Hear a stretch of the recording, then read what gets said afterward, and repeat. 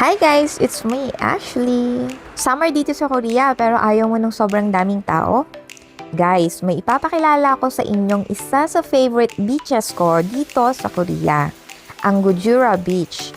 Kung ang Haeundae ay party-party, people everywhere, busy ang paligid, ito naman ibang vibe. Tahimik, relaxing, romantic. Yung tipong gusto mong mag-emote habang nakatingin ka sa dagat, kahit wala ka namang love life na iiyakan. Charot lang. Nung pumunta kami, hindi siya siksikan. Malinis ang paligid, pino at mapusyaw ang buhangin at ang ganda lang talaga ng atmosphere. Perfect siya para sa family outing, lalo na kung gusto mong mag-beach pero ayaw mong makipag-agawan sa space sa sand. Actually, last month, pumunta na ako dito kasama yung mga anak ko. Tapos ngayon, syempre, friends naman. At alam niyo ba kung ano pinaka-funny dito? Wala talaga ito sa plano ko. Nasa work ako nang tumawag yung friend ko. Sabi niya, ate, tara beach. Ako naman, ano ngayon? Tara na agad? Kilala niyo naman ako, likas na layas. Aba, umuwi lang ako sa bahay, kumuha ng damit at gora na ang pilay niyong layas. Walang itinerary, walang preparation, walang arte. Basta sinabi nilang dagat, ready. Nasabi ko na ba sa inyo na tubong Oriental Mindoro ako? Island girl po tayo, kaya kapag narinig ko ang salitang dagat, parang automatic notification ng katawan ko, ting! Beach detected.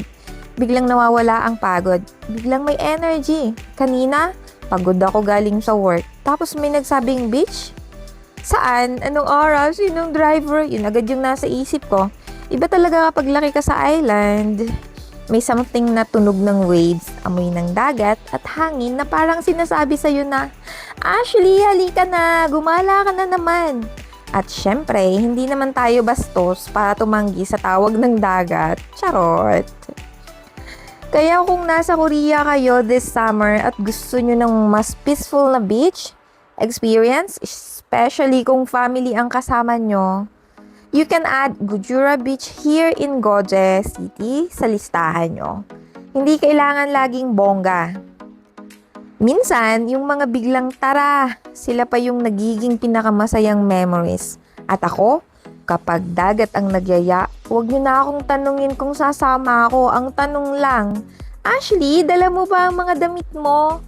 See you sa next gala at kung gusto nyo pa ng mas maraming places at kwentong buhay dito sa Korea, follow nyo ako. Dahil hanggat may gala, may content ako. Bye guys! See you sa next video ko!